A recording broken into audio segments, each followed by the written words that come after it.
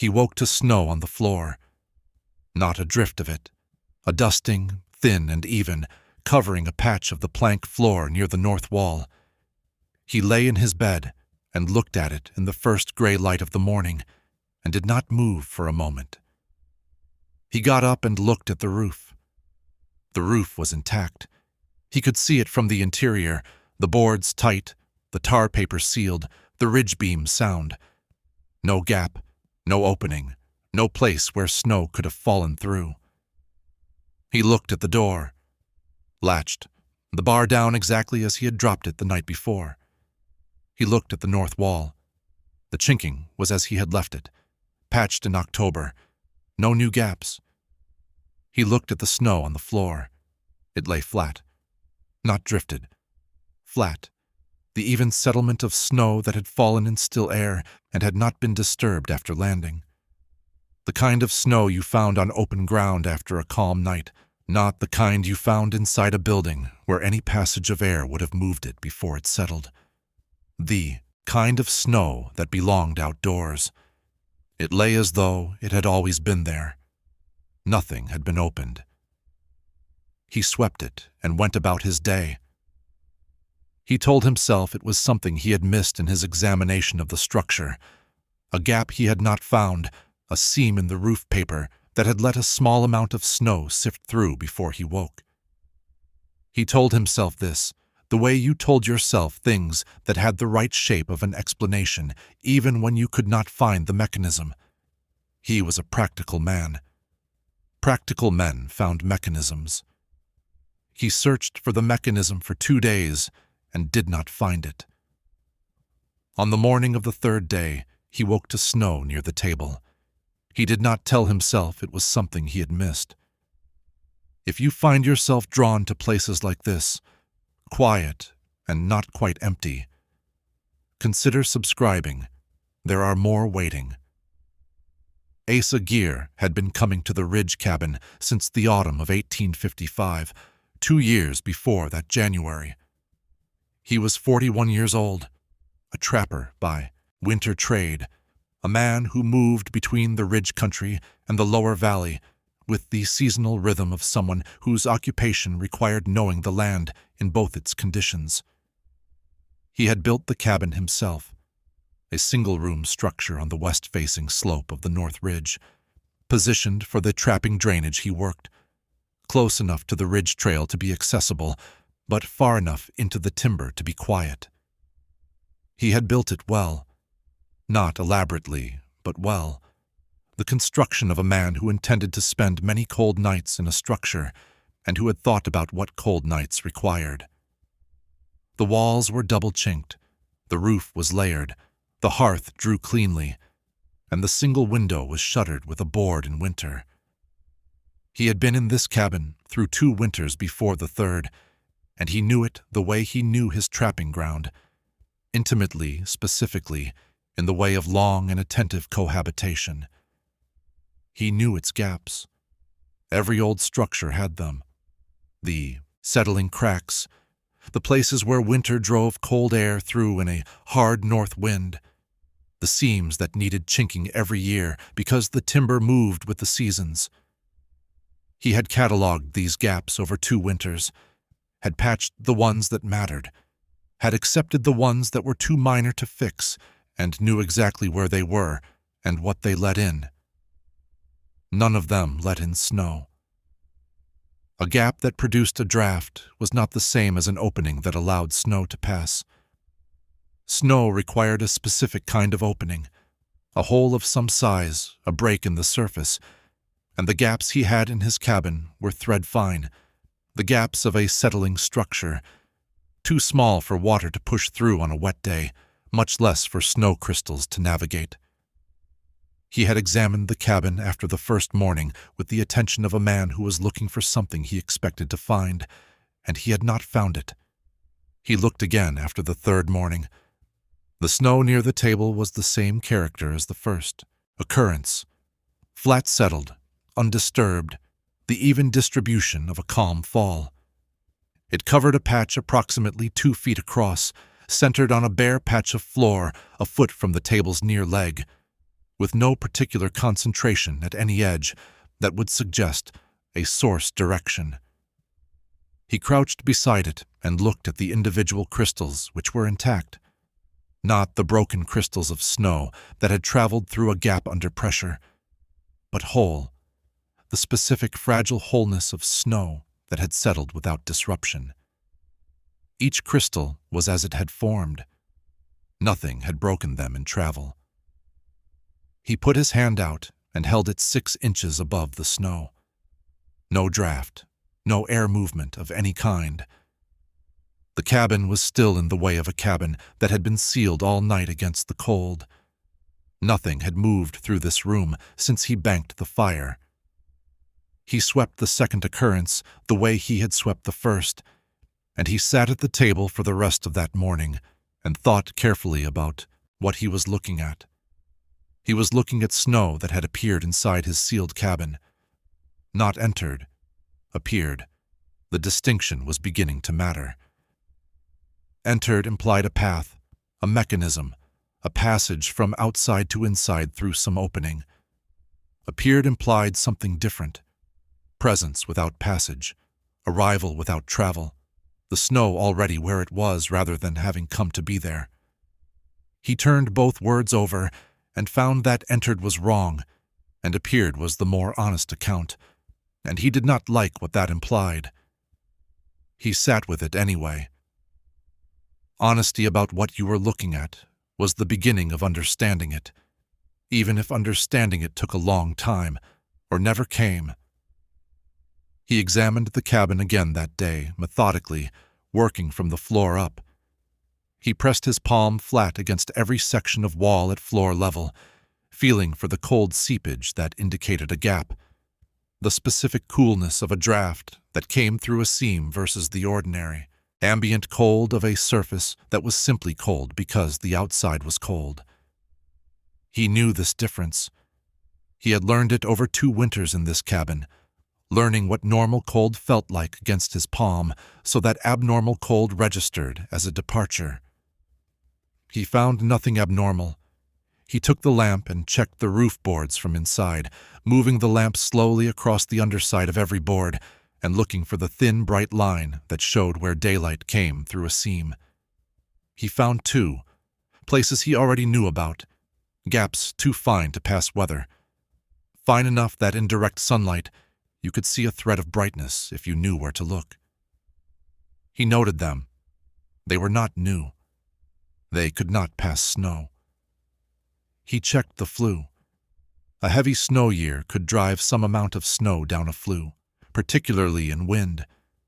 The specific accumulation of a flue deposit showed the marks of the drop, the small compacted circle where snow that had fallen several vertical feet through a narrow column landed with its momentum intact, a pattern distinct from any other snow deposit.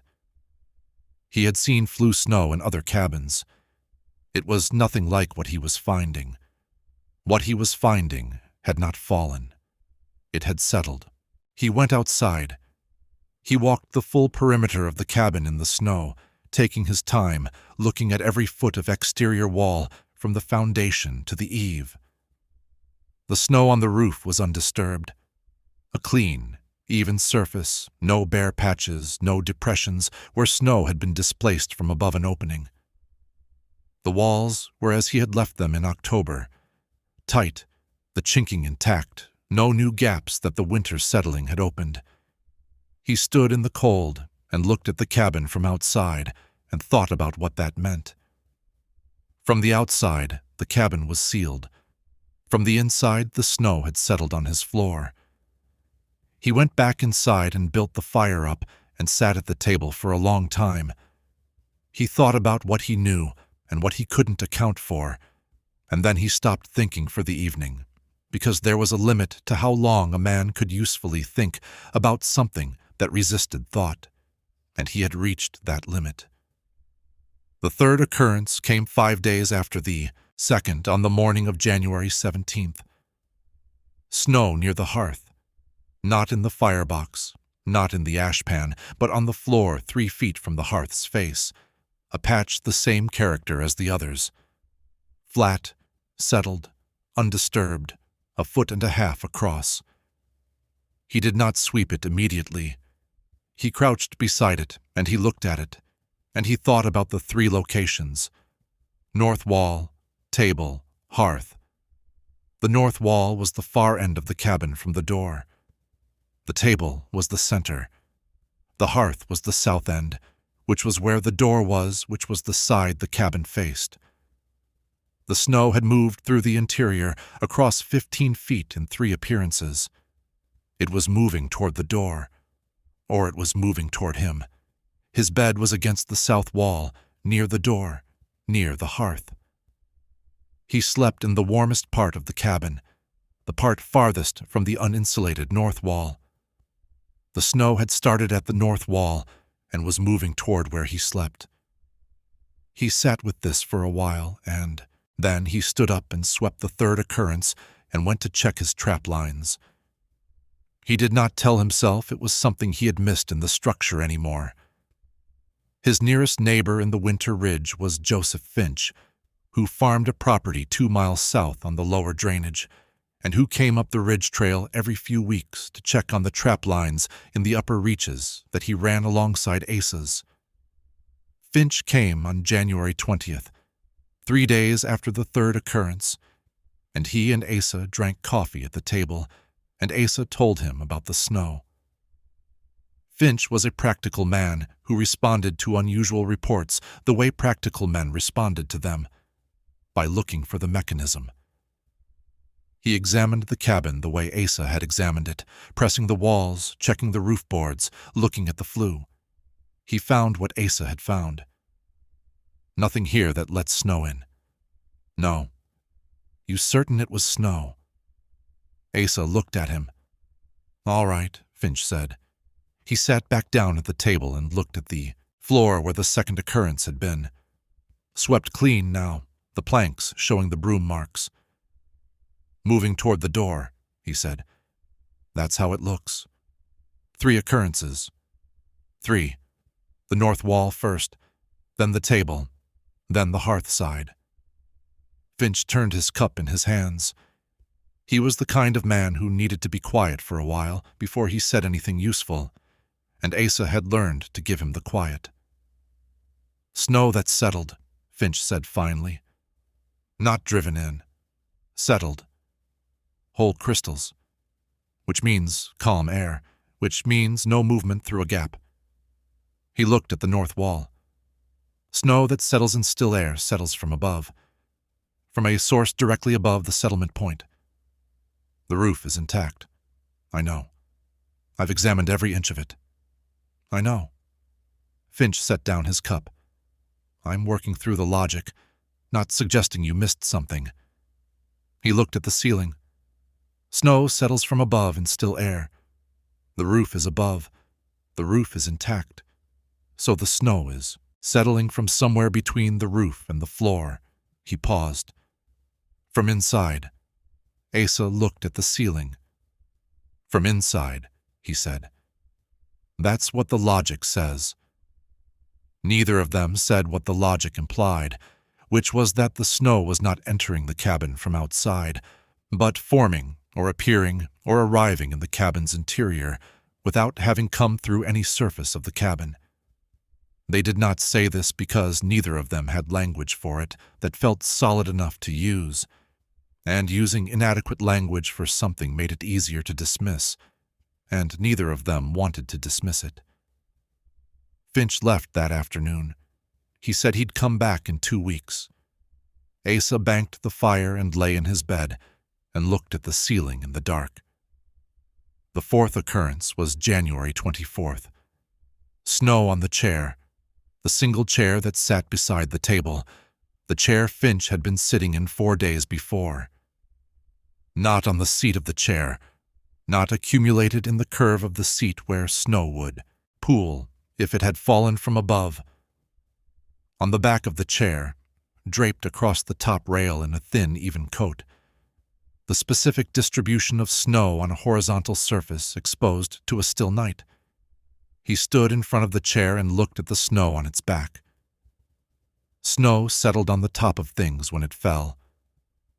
On the back of a chair, on the horizontal surface of the chair's top rail, would accumulate if the chair were outside and snow were falling on it, settling across the top surface the way snow settled across a fence rail or the top of a post. Not inside a sealed cabin. He thought about what had to be true for snow to settle across the back of a chair in a sealed interior room. He thought, either the air in this room is behaving like outside air, or the snow is appearing directly on the surfaces it settles on, without having traveled through the air to get there. He did not know which of these was more wrong. He left the snow on the chair. He sat at the table and ate his breakfast, and looked at the chair with its thin coat of snow across the back rail, and he thought about the word Finch had used. Settled. He had said it without fully reckoning with it, and now Asa reckoned with it. Snow settled where it landed after falling. The snow on the chair had settled. It had the character of settlement, the flat, undisturbed quality of snow that had landed and been left alone.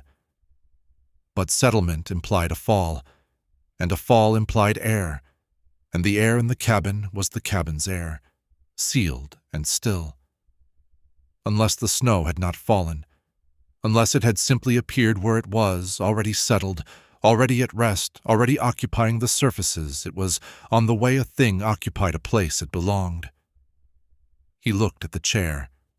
He thought, it has not come in. It has arrived. He left it there. He stopped sweeping after the fourth occurrence. This was a decision he made without much deliberation. He had been sweeping each occurrence as soon as he found it. The reflex of a man who maintained a clean cabin and who treated each appearance of snow as a problem to be addressed. On the morning of the fourth occurrence, he swept the chair with his hand, and then he stopped with the snow in his palm and looked at it. He was removing evidence. He was treating the snow as contamination in a space where it did not belong, and the removal was a way of asserting that it did not belong, and he was not certain that assertion was accurate anymore. He put the snow back. Not carefully arranged, he let it fall where it fell, which was on the floor near the chair's leg, and he sat down to breakfast. He looked at the thin coat of snow still on the chair's back rail. He looked at the snow he had just returned to the floor. He ate his breakfast and looked at both of them. He thought, the cabin is no longer only mine. This thought arrived the way conclusions arrived when you had been working toward them long enough, not as a revelation, but as a settling, the way the snow settled. He had been thinking around the edges of this conclusion for weeks, and now it was in the middle of the table, the way the snow was in the middle of his cabin, and he held it and found that it did not frighten him. He was not certain what to do with that, either. He began, in the days that followed, to notice how he moved through the cabin differently. He had always moved through it with the ease of a man entirely familiar with his space, not watching his feet, navigating in the dark by memory, the automatic transit of a place so known that it required no attention. Now he found himself watching the floor before he stepped, checking the surfaces before he set something down, not with alarm, with the attentiveness you brought to a space that had something in it you needed to account for. The something moved slowly. The occurrences were days apart. The cabin between occurrences was as it had been. Clean floor, ordinary surfaces, no indication that anything was different.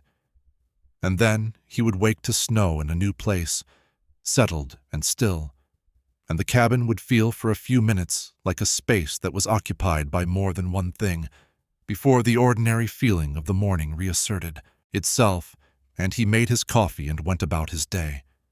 He thought, I am adjusting to it. He thought, that is probably the right thing to do.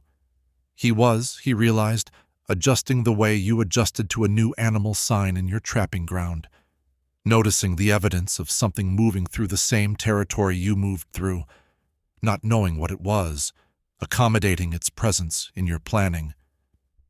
He had been doing that for 20 years. This was not different in kind. It was different in that the territory was his cabin and the signs were inside it.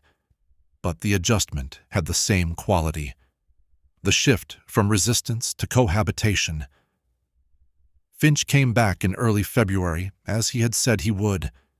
He came in and looked at the cabin, at the floor near the north wall, at the table, at the chair. "You stopped sweeping." "Yes." Finch looked at the chair with its thin film of snow still across the back rail, slightly degraded now by the cabin's warmth, but still present in outline. "How many since I was here?" "2 more, the chair and one on the floor near the door." Finch looked toward the door. "Near the door. 2 feet from the threshold. Inside." Finch walked to the door and looked at the floor around the threshold. The most recent occurrence had been 3 days before and had mostly dissipated in the cabin's heat, but there was still a faint, whitish residue on the planks. "Moving to the door," he said. "Yes." "From north to south, the full length of the cabin. 6 occurrences, north wall to door, roughly in sequence." Finch stood at the door for a while, then, "What's outside the door?" Asa looked at him. "The porch, the yard, the ridge trail. And beyond, the slope, the timber, the valley." Finch turned and looked at the cabin's interior, at the north wall where it had started, at the table and chair in the center, at the hearth on the south wall, at the floor near the door where the last faint trace of the most recent occurrence lay. "It's going somewhere," Finch said. "Or it has somewhere it's going from." Finch thought about this. "Through the cabin," he said. "Yes." "Using the cabin as passage." Asa looked at the north wall. "I've thought about that," he said. "Something moving from the north ridge to the south drainage. The cabin is in between, and the inside of the cabin." He paused. "The inside doesn't stop it, doesn't seem to register as a barrier. It's moving through as though the walls weren't there." Finch was quiet for a long moment. "The roof is still intact," he said. "Yes." "The walls are still standing." "Yes." "But the inside is no longer—" Finch stopped. He did not have the right word for what he was trying to say. "The inside is no longer contained," Asa said. Finch nodded. "That's the right word," he said. "Contained." He looked at the door. "The cabin is still closed, but the inside is no longer contained."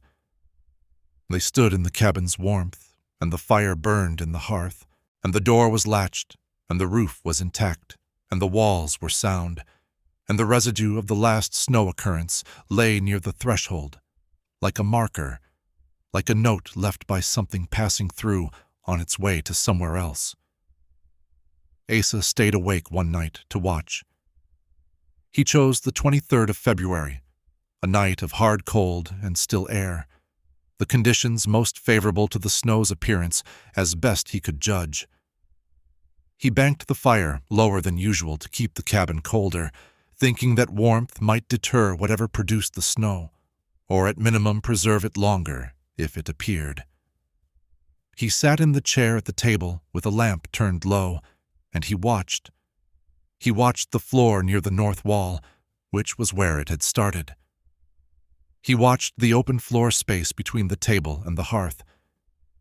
He watched the floor near the door. He watched the chair he was not sitting in. The hours moved, the fire settled, the cabin cooled toward the specific deep cold of a winter night. With a low fire, the cold that came in from the walls and from the floor and accumulated in the still air of a closed room. He sat in the chair, and he kept his eyes moving across the surfaces he was watching, and the lamp burned, and the night passed. Near 4 in the morning, the specific hour the snow seemed to favor, the hour before first light when the cold was most complete, He felt his eyes close. He did not intend to sleep. He was sitting up in a chair with a lamp burning, and the cold keeping him alert. Or it should have been keeping him alert. But the hours of watching, and the depth of the cold, and the specific quality of the pre-dawn dark worked on him anyway, and he was gone for perhaps 30 minutes. He woke when the lamp guttered. He was in the chair, still upright. His head dropped slightly. He had been sitting up, but his sleep had taken him without his consent, the way it took you when the cold and the dark and the hours of stillness were enough. The lamp was low. He shook himself awake and looked at the clock. 4:40. He looked at the floor near the north wall. Snow. A patch, flat settled, the same character as every previous occurrence. He sat in the chair and looked at it across the cabin without moving. He had been sitting 10 feet from the north wall, and the snow had arrived at the north wall while he sat there, while his body was present in the room, while his lamp was burning.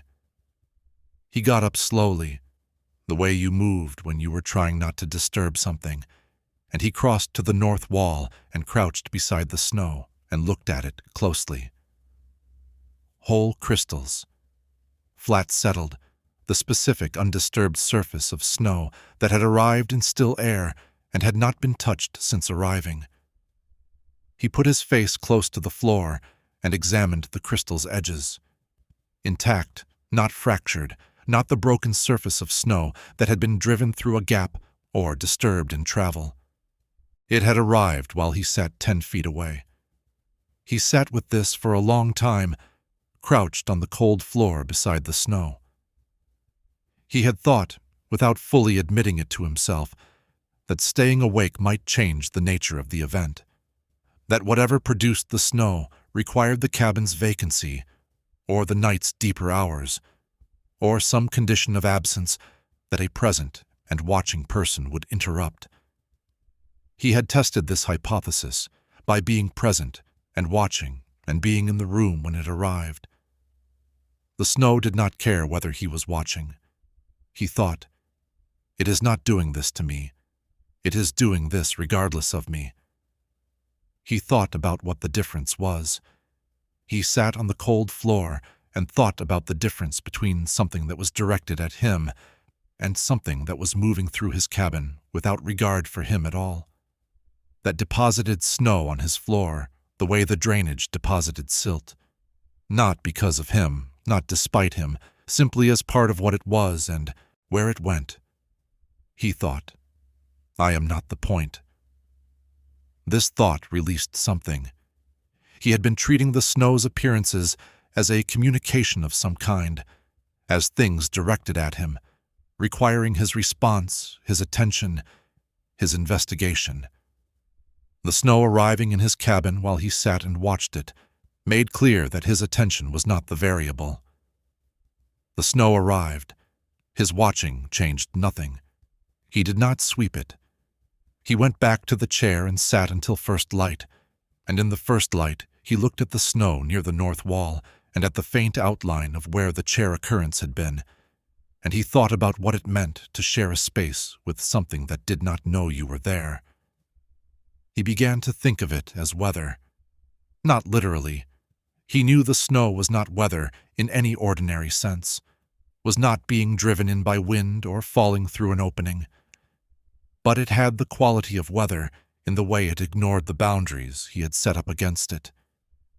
He had built this cabin to hold out the weather, and it held it out reasonably well, the walls and roof and chimney doing their work, keeping the inside in and the outside out. Whatever was depositing snow in his cabin was not working on the outside of his walls. It was moving through them, or through whatever space the cabin occupied, without acknowledging the walls as barriers. The inside was not inside to it. The structures he had built and maintained with the specific purpose of defining interior space were simply not present in whatever framework this thing was moving through. He thought, "The cabin is solid to me and transparent to this." He thought, I am living inside a structure that something else moves through as though it were open air.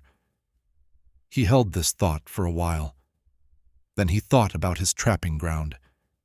He had worked the same drainage for 20 years, and he knew its paths.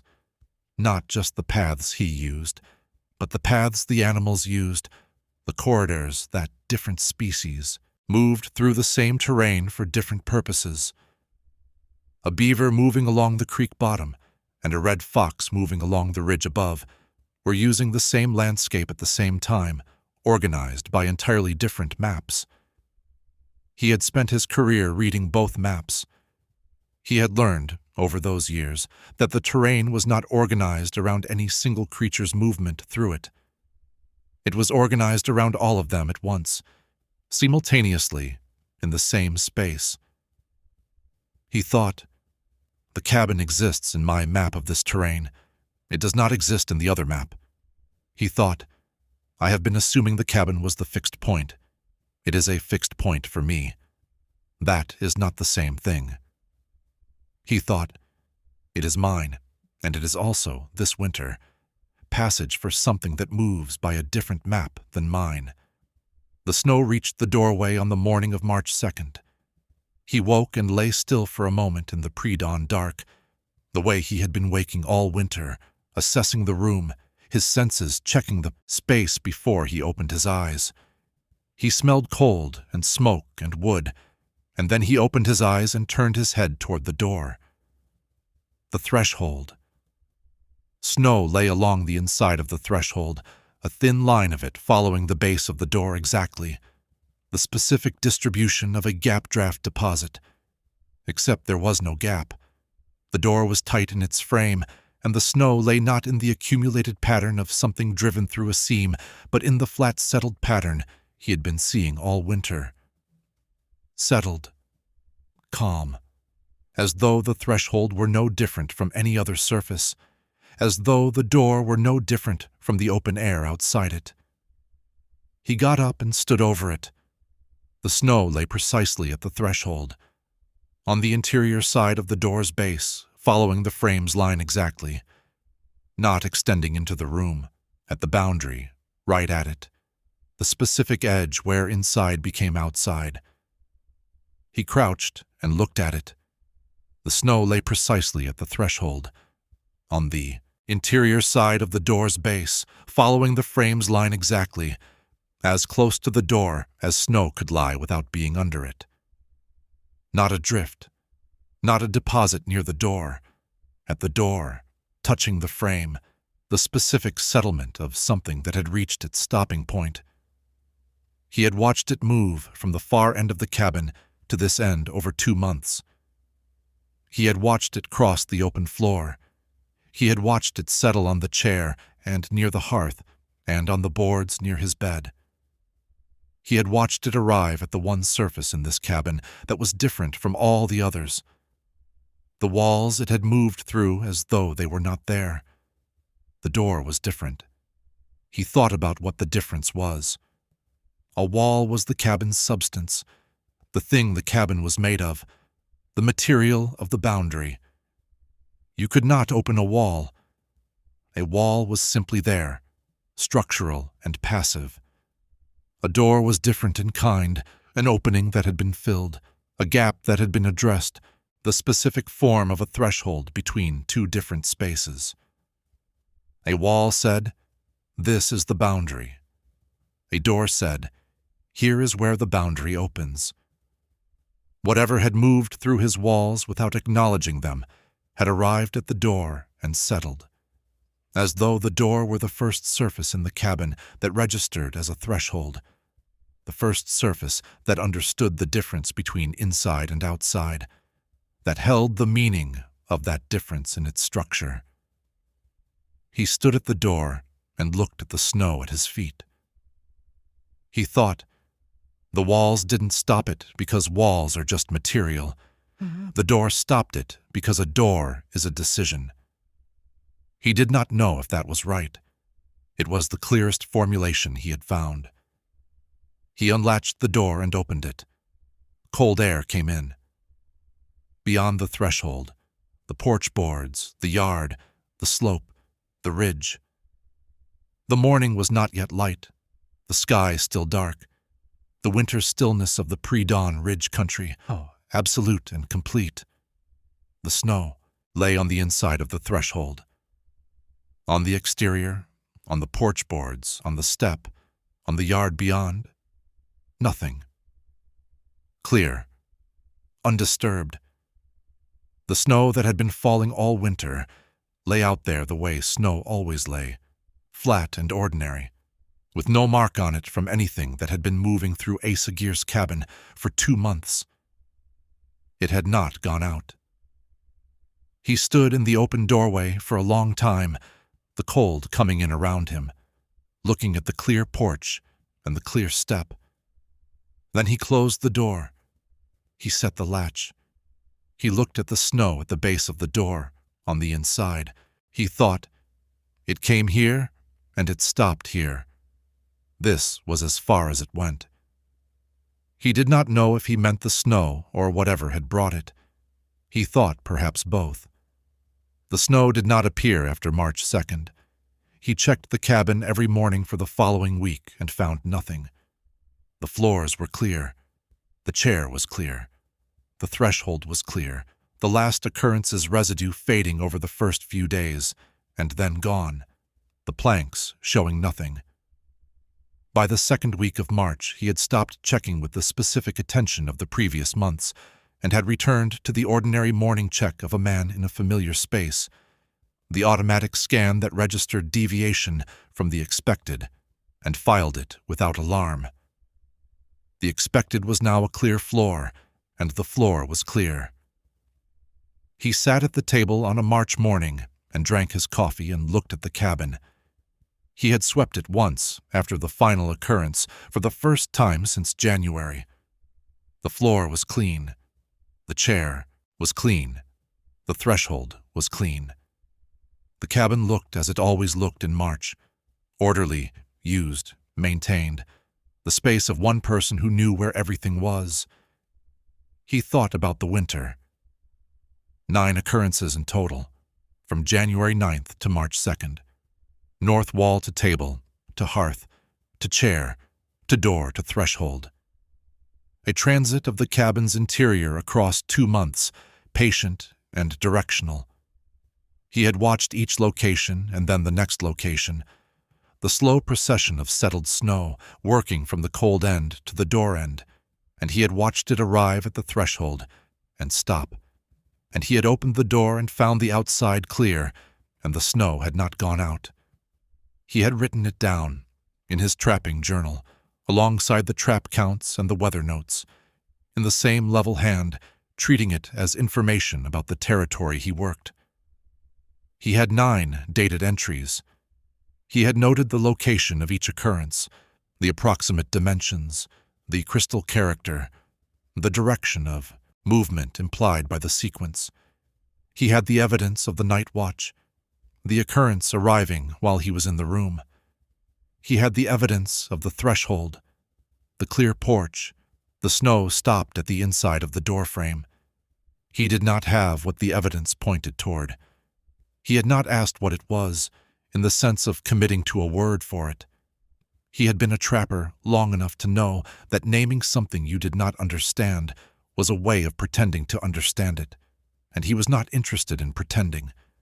He had the facts, he had the sequence, he had the thing he had seen and the thing he had not been able to explain, and he held those carefully without forcing a conclusion. He thought, something moved through here this winter. He thought, from north to south, from the cold end to the door.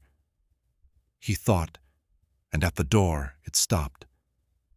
The morning light came into the cabin through the shuttered window's gap and lay across the clean floor. The fire burned.